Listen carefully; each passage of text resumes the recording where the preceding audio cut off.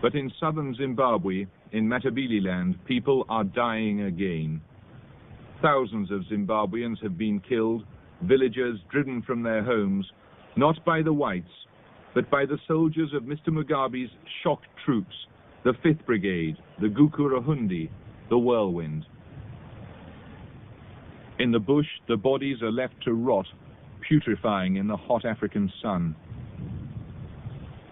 Others are burned in an attempt to destroy the evidence of the army atrocities. Yet more are covered with earth and branches or buried in shallow graves. In some villages, the air is heavy with the stench of death. Zimbabwe's Prime Minister, Robert Mugabe, refuses to accept that his troops are embarked upon a trail of slaughter through Matabeleland. If you give me the facts, I'm prepared to investigate them. Let's not just shout noises for the press, for your employers, so that your paper is published, or your sponsors can carry out propaganda. Informed about what? Inform me. You are alleging excesses, and if you allege them, do bring evidence, concrete evidence. And I've said again and again, if we are given concrete evidence, you see, we will investigate that, the allegations, and do it as objectively as possible. We are humanitarians. We don't want to see people killed wantonly, killed for no purpose. And so it's our concern, more our concern than the concerns of your sponsors.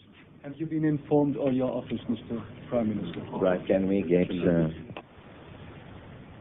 The evidence is abundant and well documented, and Mr. Mugabe knows it.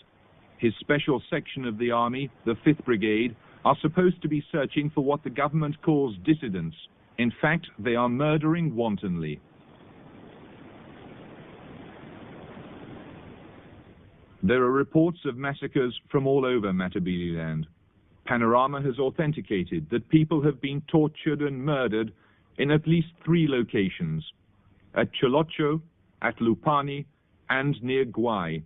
We have seen documented proof from one area, only 20 miles across, that in one 3-week period, no less than 95 people were wounded by the army, and a further 97 murdered. We cannot give a total figure for the number of people tortured or killed by the 5th Brigade for 2 reasons.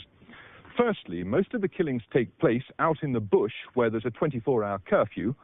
And secondly, a government official has told us that any journalist caught in what are obliquely called the affected areas is liable to be shot.